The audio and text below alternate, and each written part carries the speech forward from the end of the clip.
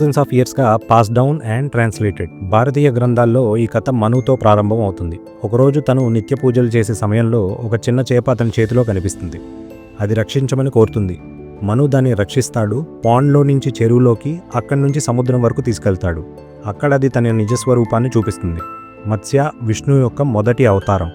ఆ చేప మనుకి చెప్తుంది, ఒక మహాప్రళయం వస్తుంది, ప్రతి జీవం నశించిపోతుంది అని. మను ఒక పెద్ద పడవను నిర్మించి జీవితాన్ని పునరుద్ధరించడానికి బీజాలు రక్షించాలి అని ఆజ్ఞాపిస్తుంది. నీళ్లు పెరగడం ప్రారంభం కాగానే మను తన పడవను ఆ దివ్య చేప యొక్క సింగంకి కట్టేస్తాడు. చాలా రోజులు భూమి అంతంలేని అలల కింద కనిపించకుండా పోతుంది.